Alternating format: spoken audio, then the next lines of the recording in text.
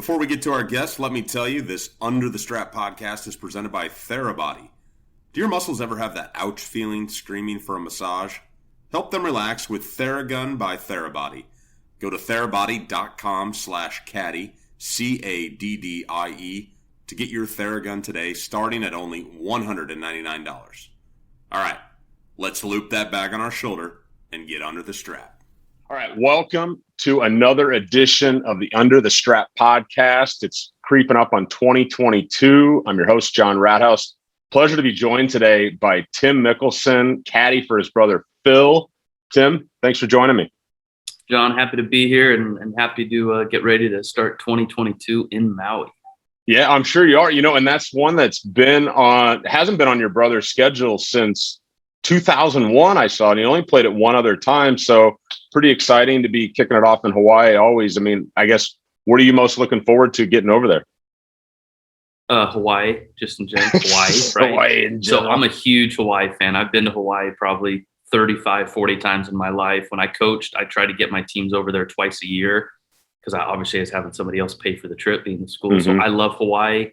I love Maui. Maui is my favorite island. And so anyway, I'm looking forward just to being there. But I hear it's a brutal walk for the caddy. So I don't know if I'm actually excited about that. I hear the sprinkler heads aren't really marked. So I know my prep is going to take forever. And now with this new rule of not being able to use the greens book, that's going to take forever. So I'm confident saying in my Monday, Tuesday, and Wednesday are going to suck because it's going to be all prep.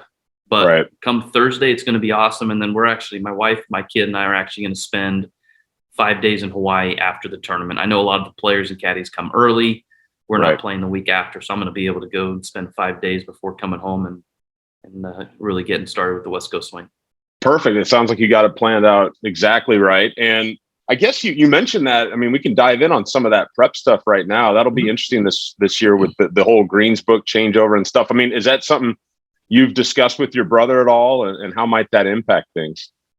So we have not discussed it yet, but we do have a 6-hour flight headed to Maui in a couple days. And so that'll 100% be on the topic board on the flight. And the way I look at it is I'm just going to have to spend a lot more time on the greens because I don't think it's a secret. Phil loved using the greens book, certainly for putting. But truthfully, we used it probably just as much for our approach shots, knowing exactly where the slopes are that we can use. Mm-hmm. So, hey, is it okay if we land at 4 paces behind the pin and then the ball can trickle back? We use that just as much as we did with putting. So now I'll have to step every swale off, anything that I think is maybe over a 3 degree pitch, and then just spend a lot more time on the greens, making sure I know everything about each green, especially at courses like Kapalua that neither my brother or myself have been at a lot. Certainly when we go to San Diego, Torrey Pines, I don't have to do much of that because I can tell them, hey, based on this pin, we're going to be, we got 8 yards behind the pin we can use. Sure. So it's going to cost me a lot more time. I think as the season goes on, I think it's just going to sort of revert back to how guys used to play 10, 12 years ago without the greens book, just relying more on feel and just what they see in the past. Yeah, exactly. I mean, a guy like Phil, I mean, his experience is certainly going to come in handy compared to some other guys. And on the greens, he's a very good putter. So I'm sure he's going to be tapping into that knowledge like he always does.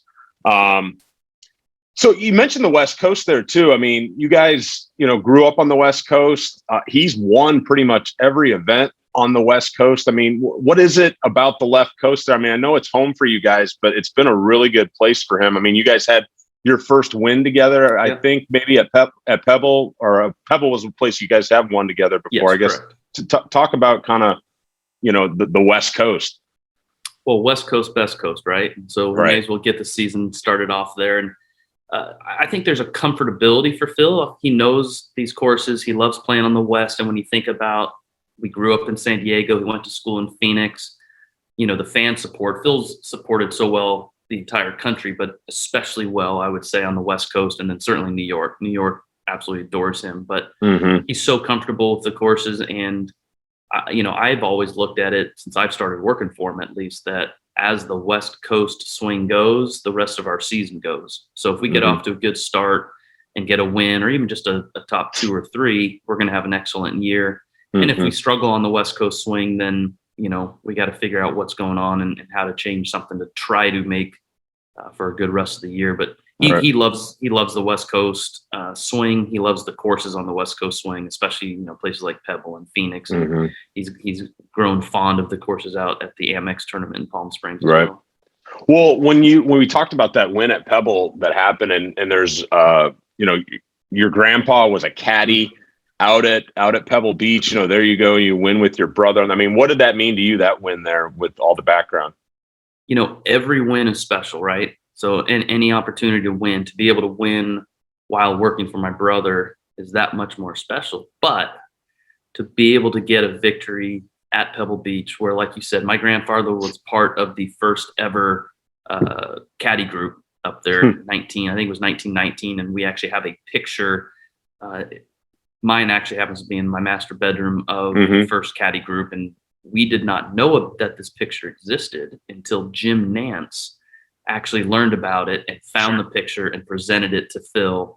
And sure enough, there's a picture of about 20 caddies, and my grandpa was an awesome man, just like a gentle giant teddy bear, but he always had this big, like, Italian Funcia face. And sure enough, of the 20 to 24 people on that picture, there was only one guy not smiling, and he looked like he was just mad at the world. And that was my grandpa, Alfred Santos. We called him Nunu. And so to be able to win there, certainly we felt his presence that day. And I know the first thing I thought of when he won is, how much our grandpa would have loved to have seen it in person, but we knew that he was looking down on us, watching us.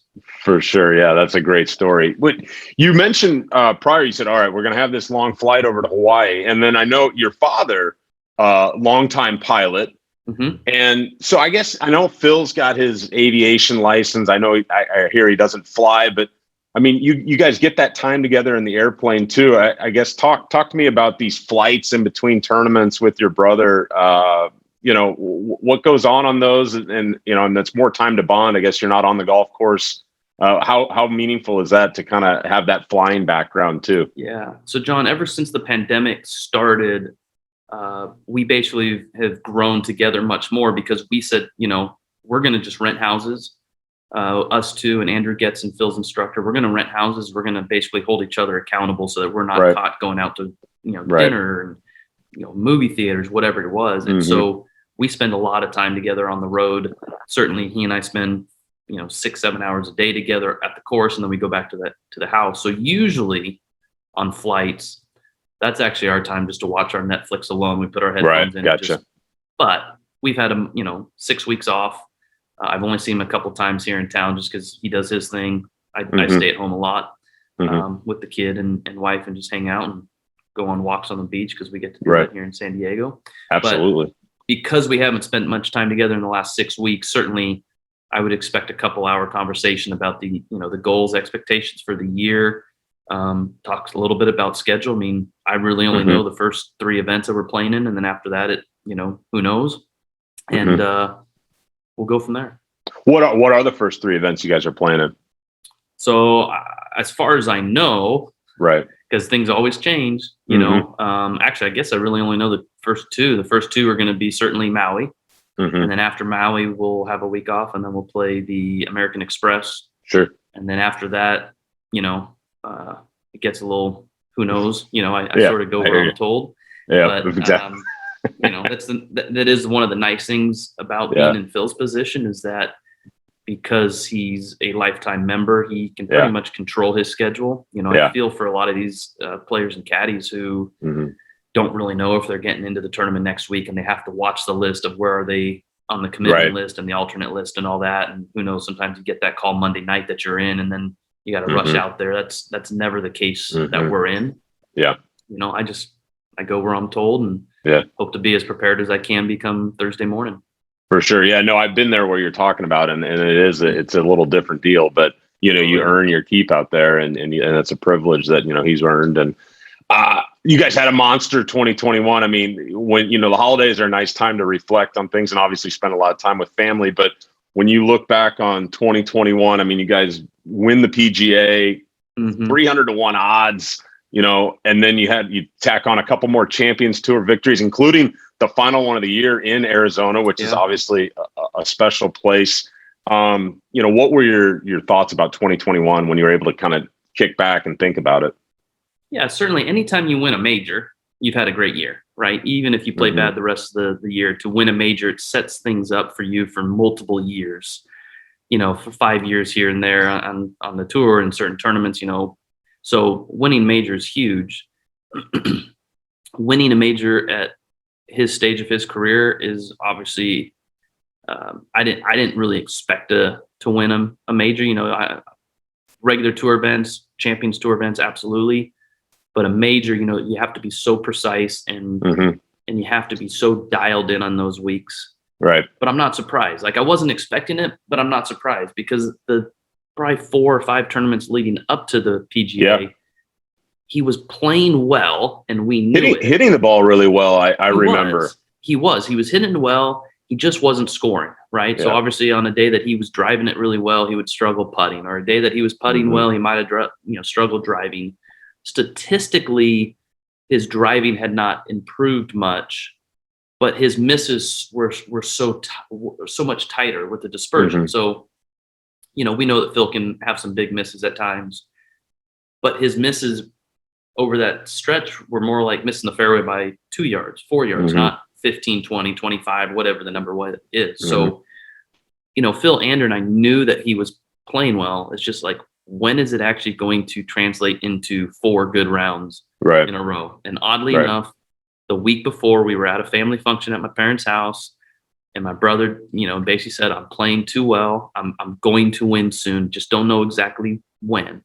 And I told my sister the same thing. I'm like, he really is playing well. We haven't seen the results. And sure enough, it was the very next week that everything clicked, and we're able to put in that very special moment. And that's something I'll never forget, is certainly walking from our second shot on 18 onto the green, and then being able to look around the entire green and just see a sea of people. It was unbelievable.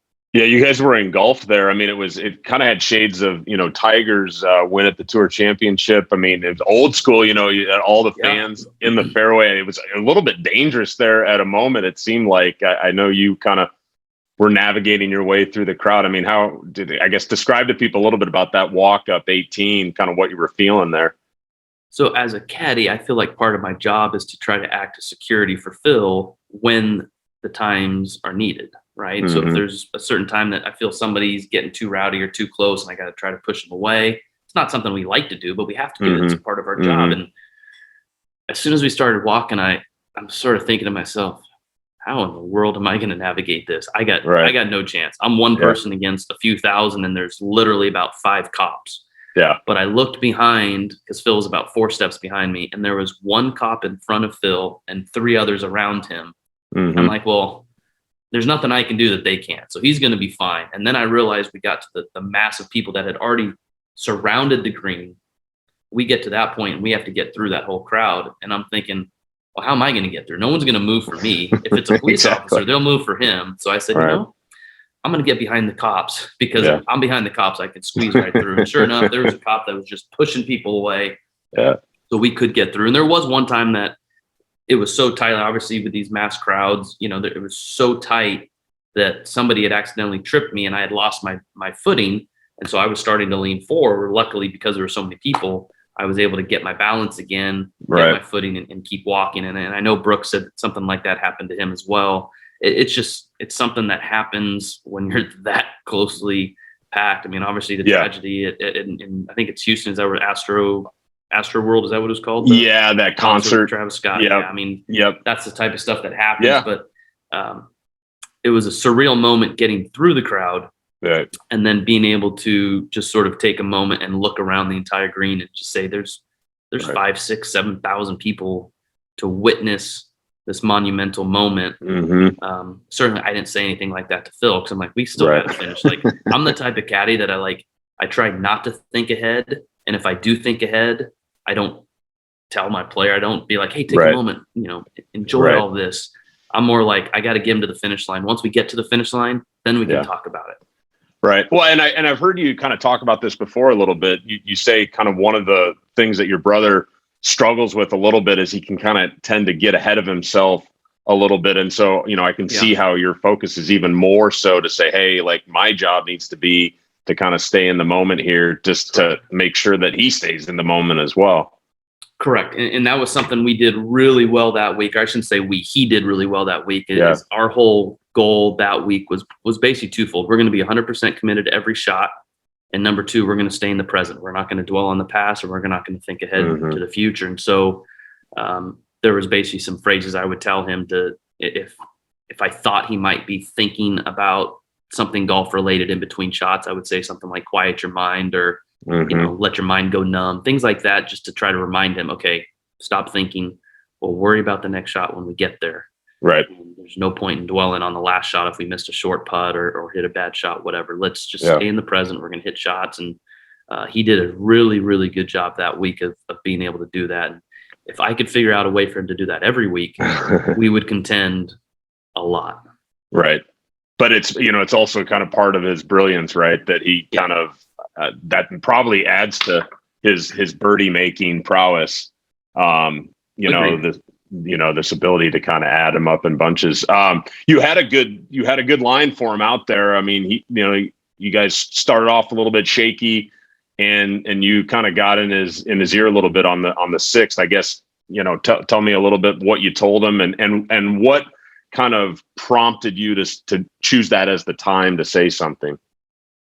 Yeah, I just felt like that was the time, because I felt like things were slowly not slipping away or getting out of control, but it was sort of on that tipping point where if I say something now, we're still going to have 12 holes to do what we need to. And if I wait, what if it's the seventh tee shot that he loses, and all of a sudden it's a 2-shot penalty, right? So I basically just went to him and said, look, if you want to win this thing, we have to hit committed shots. And you never know when you say something to your player if it's going to resonate or not. And you never know if you're picking the right time. Right. It's sort of one of the intangibles that caddies have with their players as they grow with their player. The more and more you're around them, you know when you should and shouldn't say things, but you also don't know if it's going to trigger or not. And luckily for me and for Phil, that sort of reminded him, like, hey, I'm playing well. I just have to hit the shots. I can't hit shots that I'm 75% committed to. And one of the things I used to tell my college players was, we are much better basically making a committed swing with the wrong club, or even not judging the wind correctly, and just living with those results, than basically a very uncommitted swing with the right club, because an uncommitted swing, it could go anywhere. Right. And so that was basically the focus for that week. And if we're going to keep talking about the PGA, I'll just tell you, I felt like once we got through the 13th hole with the lead, a decent lead, 3 or 4 shots, once we got through that 13th hole and started to go downwind off the right, in my mind, I'm like, okay, Phil has this. If he doesn't win, it's on me. If he doesn't win this now, it's my fault. So to me, all the pressure actually switched to me on those last 5 holes. Whether it really did or not, certainly it did, because he's hitting the shots, but he was in such control of his game that I felt like the only way he doesn't win is because I do something wrong, or I don't steer him the right direction. I don't want it to sound like I'm a caddy saying I'm taking credit, but I just I felt the pressure, because I felt like he's got this as long as I don't screw up. Yeah. I hear you. No, I know what you're saying with that. You guys he hooped a bunker shot out there. I don't remember what hole it was. That was, what was it? The fifth? Fifth, yeah, par 3, yeah. Okay. So that was before you had said something, but it was kind of salvaged some momentum back in his favor. It was a huge cheer. I mean, it was kind of an amazing shot, kind of only one that maybe a guy like himself could pull off. Yeah, it was, What do you, speaking about short game, growing up, you guys had this chipping green in your backyard. And I've heard about it. What do you remember about this chipping green, and how you and your brother and your sister use it, your whole family? Well, it's still there. My parents still live there. So I was just there a few days ago for Christmas Eve. The only thing is, it's during the winter, so it's Bermuda, so it doesn't look as green as it does during the summer. But, I didn't use it nearly as much as my brother. I mean, Phil was out there all the time. And behind, it's only about from the very back edge to the back edge of the tee box or the back edge of the rough behind the green, it might be 35 yards. So it's not like it's super long, but my dad used to have this thing cut, Bermuda cut very short on the green. And he had at times 6 to 8 inches of rough around the green. And Phil would just go around the backyard and hit shots. And we still do. We have a tangerine tree, and Phil would go on the hard pan behind the tangerine tree and hit a flop shot over the tangerine tree. It's the bunker we have there is where he learned how to hit the backward shot over his head. Yeah.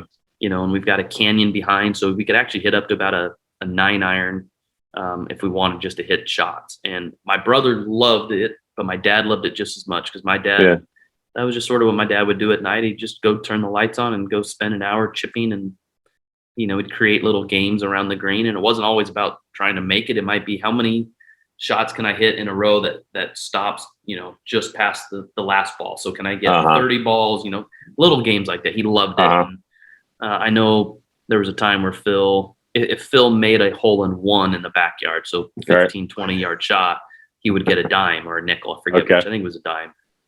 But he had told my mom once, I'm going to make enough dimes in this backyard that I'm going to buy you a Mercedes.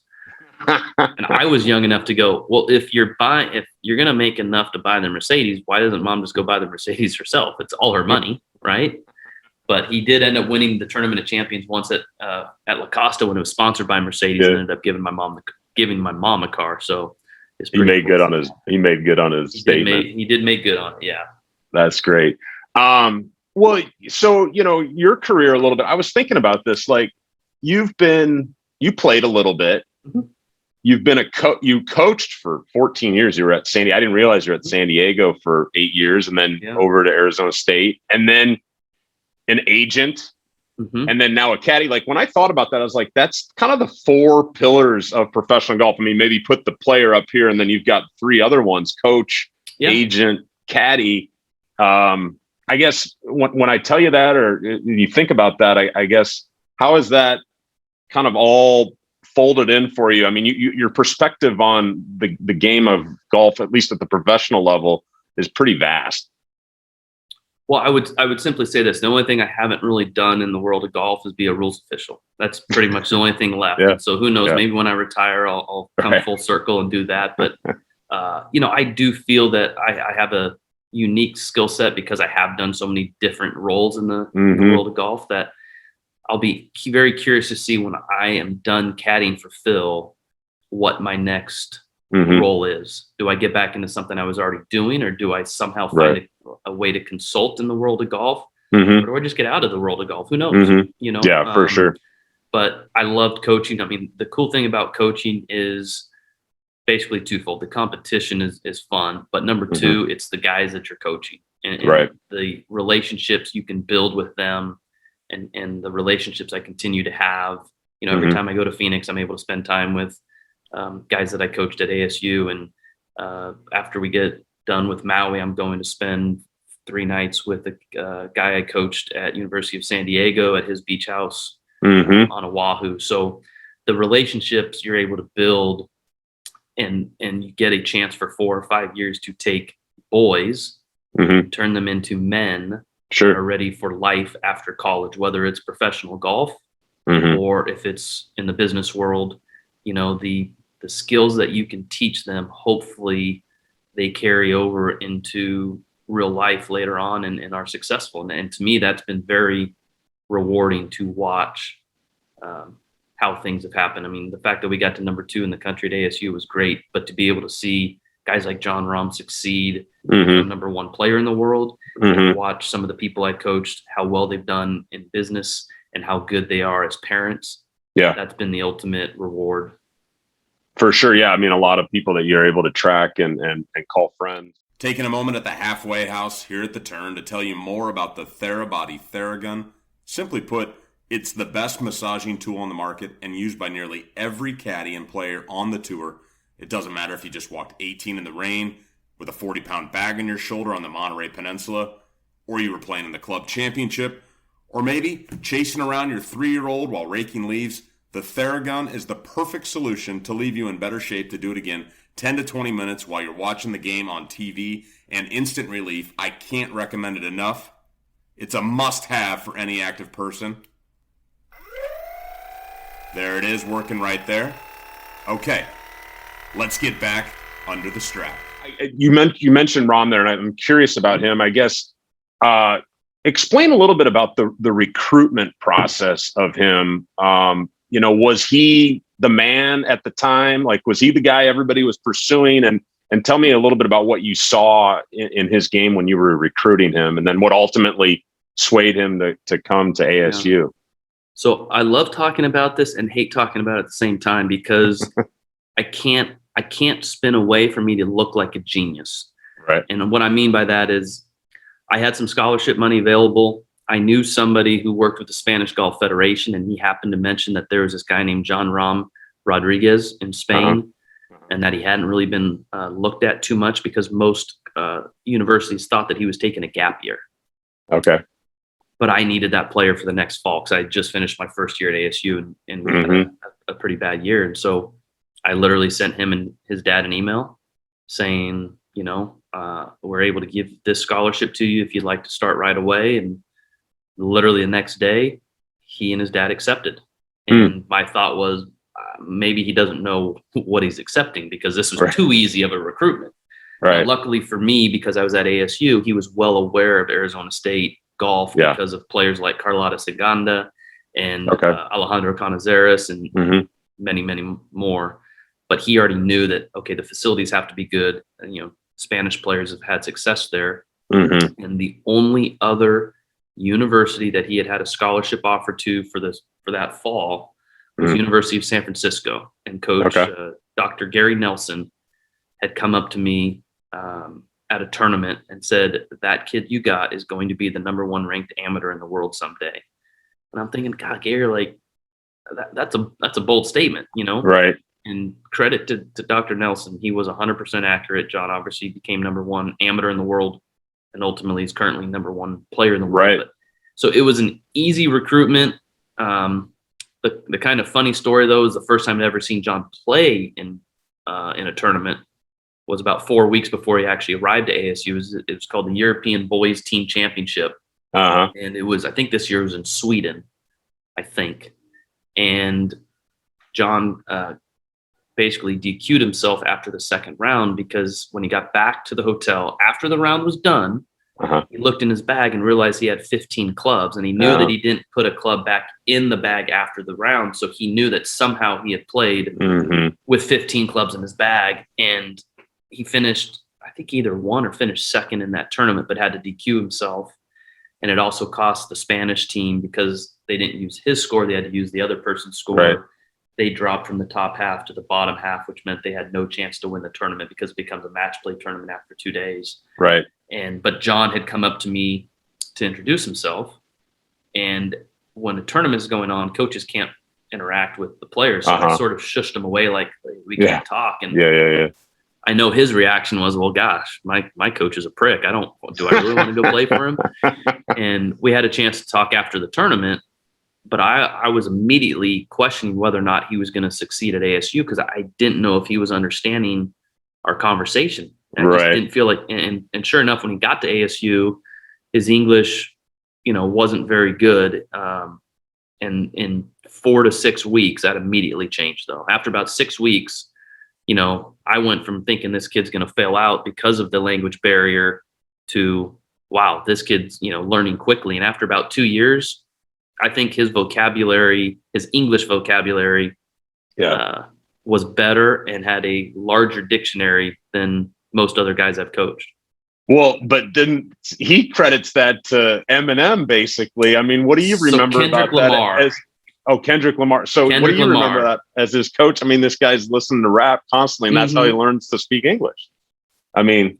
Yeah, but so when we're at practice, I don't hear him listen to Kendrick Lamar or rapping, right? So I actually didn't know that until pretty much when he was done with school and started being interviewed. I'm like, I had no idea. All I remember was we had another player who spoke Spanish named Alberto Sanchez. And Alberto was trying to be a nice teammate and would speak in Spanish to John to help him understand things. And I didn't like that because I'm like, we need John to be able to learn English. So we need to let him struggle, but we need him to learn English. So I had created a rule. It was something like for every word I hear in Spanish, you have to give me a burpee or something like that. And so Alberto was sort of caught in the middle because Alberto's trying to be helpful, but he's also being punished. John's being punished too. But in the end, it's worked out great. I mean, you listen to Jon in interviews. He's unbelievable. Right. Well, there's a famous bet, and I think that your brother made with Colt Knost, if I recall. Tell me about that. I mean, he basically, and your brother loves a wager. He said this guy's going to be the number one player in the world. Essentially, is what it was, and maybe there was a time frame attached to it too. But I mean, at some point, when he became number one amateur and throughout his college career, like it kind of became apparent, like this guy's got a lot of what it takes to be not only a PGA Tour player, but like a top 50, top 10 player in the world. Correct. So Jon was able to play a few rounds with Phil here and there. Jon got into a couple PGA Tour events, so he was able to play practice rounds. And there came a time during Jon's senior year of college that Phil had told me, he's like, this kid's got all the tools. I think he's already a top 10 player in the world. He had then obviously made that statement to Colt at some point. And the thing they had agreed to, I guess, in this wager or whatever, was that within 2.5 years, that Jon would be a top 10 player in the world. And it didn't take very much time for Jon to become number 2 in the world. And so it was a quick ascent. I will admit that the ascent was quicker than I even thought. As his agent, it definitely was a little bit quicker. As an agent, you want it to happen as soon as possible. But it did happen a little bit quicker than I had thought, at least. Yeah. And then when I looked back on it, it didn't occur to me at the time, but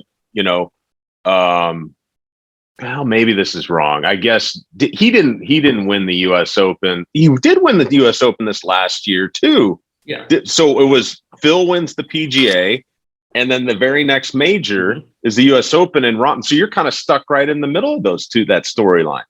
Yeah, that's absolutely pretty cool. And I had actually told Jon that his first major he would win would be the U.S. Open. Really? And when I start to think about how much he likes Torrey Pines, he won his first PGA Tour event at Torrey Pines. Like, it sort of was setting up for him, not to mention the fact what happened to him at Muirfield because of testing positive for COVID. Right. Like taking that victory away from him. It's like everything's sort of just knowing how Jon functions and how he uses things to his advantage. It was like everything was coming together. We did a small renovation to my backyard, and we had a little synthetic putting green, and my landscaper knows that I was part of Jon's life, obviously, as well as Phil. So when he unveiled the final product, he had 2 flag sticks in our cups, and one had a flag from the PGA, and one had a flag from the U.S. Open. So That's pretty cool. Was pretty cool. Yeah. Yeah. And the U.S. Open was at Torrey Pines, where you guys grew up, playing, I would think, a lot of rounds. Yeah. So some fun stuff here. Like, what's your favorite commercial your brother's ever done? Favorite commercial? I've got a couple. I mean, I don't know how many he's done. I really like that Mizzen and Main one, or whatever. Where he's dancing? The shirt company. Mizzen and Main is certainly funny. It is certainly funny. That is certainly one that sticks out in my head. I've never really, that's a question I've never thought about with commercials, though. The Amstel one's good. I mean, that feels like that kind of encapsulates his personality a little bit, both those. Yeah, they do. And if you think about the commercials that he has done, and and his personality since he's been on social media, you've been able to learn more about what sort of makes him tick and what he thinks about. And so I think, like you're saying, both with Mizzen and Main and Amstel Light, they've allowed his personality to shine in their marketing. You mentioned social media there, and I don't want to get the cart out in front of the horse here, but this PIP thing was kind of a big story yesterday. The PIP money, I don't know how much you can talk about it, but I mean, I guess just talk about, Phil's maybe rise in the social. I know it doesn't all factor social media stuff, but he certainly has become a darling on social media and utilize that to his advantage to kind of showcase some other sides of his personality. I mean, that's another win for you guys this last year. Wait, if he did win, do I get a piece of that? Well, I don't know. I mean, you're the agent negotiator. I hope you got a little piece of that action, but it's kind of an odd one to negotiate too. John, how many guys are going to have to start putting that in? How many caddies do you know that have a contract? I don't know many. I've heard of guys being on salary. I've never been. I got better as my career went on at the negotiation part, though. I think, and I don't know how that goes for you guys, but as a caddy, you definitely need to kind of get stuff out there, You do, but remember my position. I'm a caddy to my brother, and I get to fly privately with him and stay in homes that he has rented that he covers. So I'm not in a position of strength when it comes to leverage.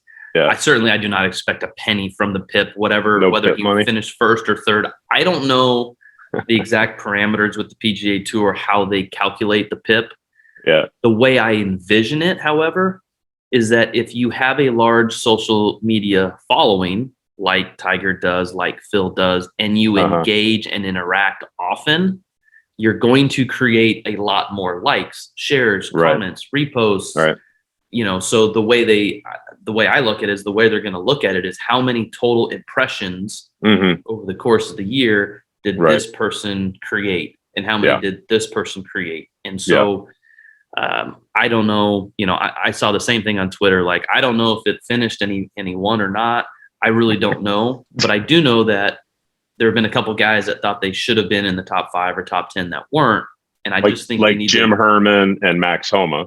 Yeah. And I think, and Max, I think, has done a great job of interacting with people, but his overall following isn't quite big enough, or it's getting there. But he has to do so much more per post or to be able to get the same amount of impressions as a Phil or Tiger does. Right. Yes. So I really don't know if he won or not. Like, same thing. I saw that he said he won, but then I saw people saying the tour says that it hasn't, I have no idea. But did you see the not a conspiracy theory, but some people cooked up the theory that because it wasn't over yet and your brother says I won, and then that created more impressions to make sure that he won, which whatever. I will say this, never once this year has Phil said anything like, hey, we're going to make a post for the PIP, or we're going to try to win the PIP, or it's just the way Phil does his social media is he in his head, he wants to do a post. He does a post, and he's not doing a post because of money, unless it's an Amstel Light or one of, a Mizzen, one of his sponsors. Like, obviously there's reasons for that. But besides that, it's, what does he gain from mentioning last night he's going to watch the Arizona State football game? Right. That has nothing to do with it. Yeah, no, he's a good follow on there. What are his conversations like when it's him and Bryson out there? Oh my gosh, so far over my head. Just like Brooks says, like, it's so far over my head. I just sit back. I know our conversations and I try to keep to that, but I do get a little concerned every time Phil and Bryson, play a practice round together. I'm like, okay, what am I going to have to now learn how to do? Like, at one point I was going to have to go out and get one of those heavy balls and try to figure out how much of depression, how much of depression, which helps determine firmness. And I'm thinking, I don't know if I want to do this anymore, but they have very intellectual conversations. I think that goes without saying, but the important part is that Bryson understands Phil and Phil understands Bryson. It doesn't matter if I understand what they're talking about, as long as I'm not expected to do something that they're talking about. Because if so, I'm gonna have to go back to school. And then maybe on the flip side, you guys had a match that was during the playoffs where you kind of came together last minute. I think it was Joel Damon was involved and Harry Higgs, and these guys are more just kind of good old boy, kind of have fun. I mean, that's another side of your brother, I guess. What about those interactions with those guys where there's a little bit more shit talking and just kind of fun comments?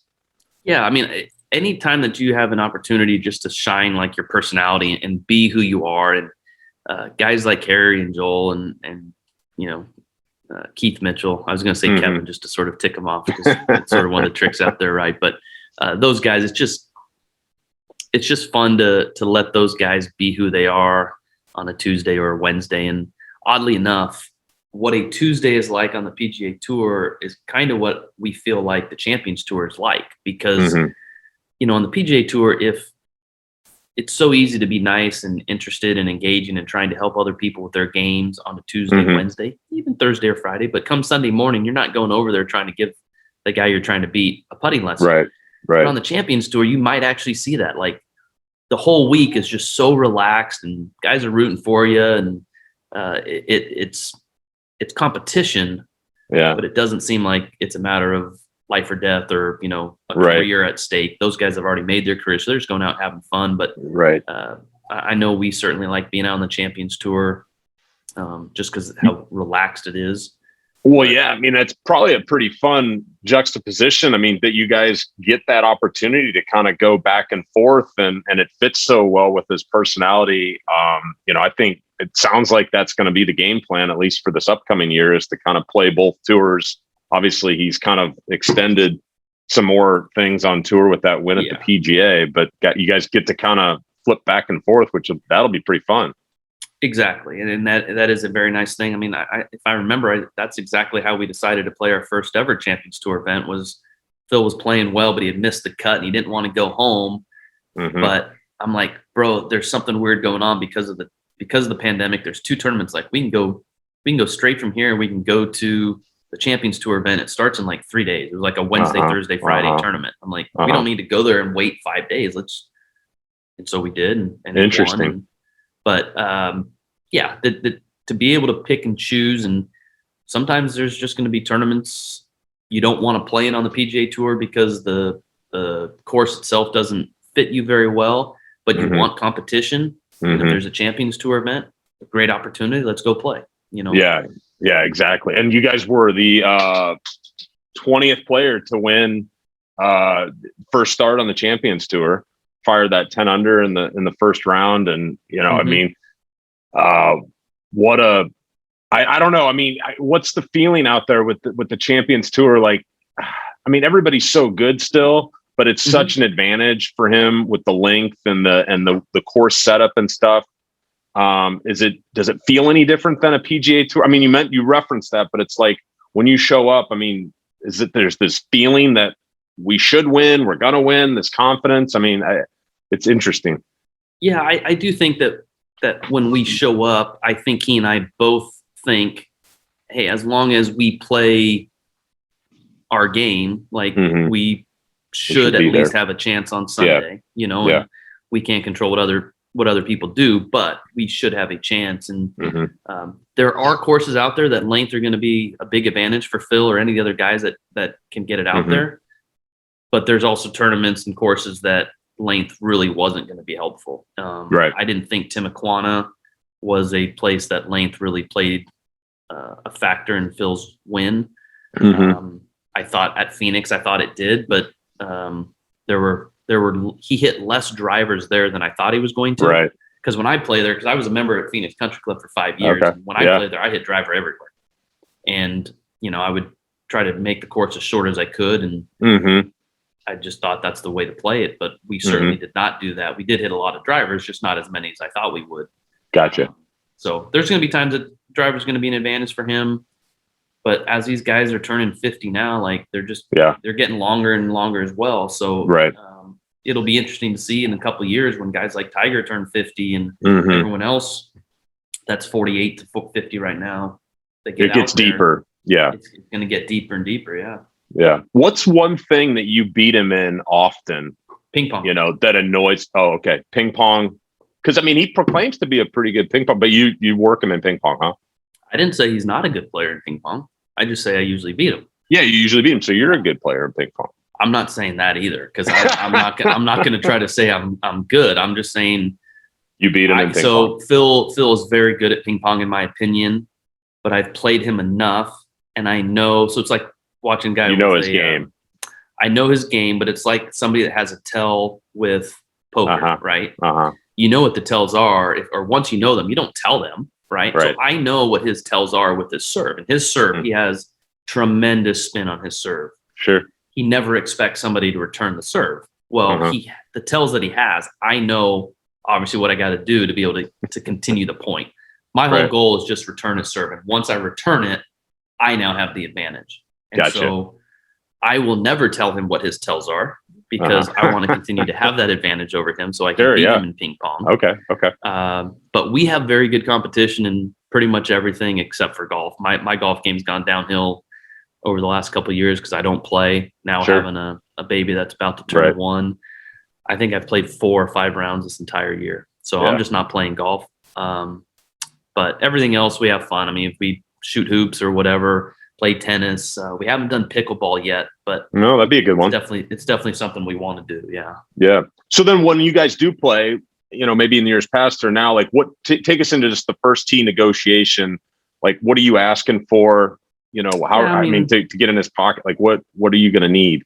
I would say over the last 8 years, the standard had been, if I had been playing at all over the last month, I would get 4, not 4 aside, 4 total. If I have not been playing, like if I was just go playing today and I hadn't touched a club in a month, I'd probably get 3 aside. I'd get 6. Okay. All right. And then that makes sense. But it always turns into a decent match because the one thing I do really well is drive the ball. And so I'm in every hole. All right. So as Phil's game gets better, as the closer you get to the green, mine gets worse. So I get really good off the tee and I'm in the fairway, and then my wedges just totally suck. And you can hit bombs past him? I would say that I have lost some speed. Yeah. So I am no longer past him, but I would say up until about 3 years ago I was. And now I'm definitely behind him. But again, I hit the fairway, and then so I at least have a chance on every hole. But my game just gets worse the closer I get to the green now. Well, hey, now you're on the bag. Now you've been doing this for 5-6 years, and that's your job, and it's a heck of a job. And really enjoyed watching you guys this last year. Brought a lot of people excitement. Looking forward to what's going to happen in 22, and wish you guys all the best there at Kapalua next week. It's going to be a great place to start. And Tim, really appreciate you taking the time out to join me today on the End of the Strap. John, my pleasure. To you and everyone else out there, Happy New Year. Let's make 2022 an awesome year. A reminder, this Under the Strap podcast is presented by the Theragun. I'm host Jon Rathouz. Set your downloads, leave a review, and we'll be back with another podcast soon. In the meantime, check out the daily content on our website, thecaddynetwork.com, Facebook, and Twitter and Instagram @Caddie Network, CADDIE. Thanks for listening.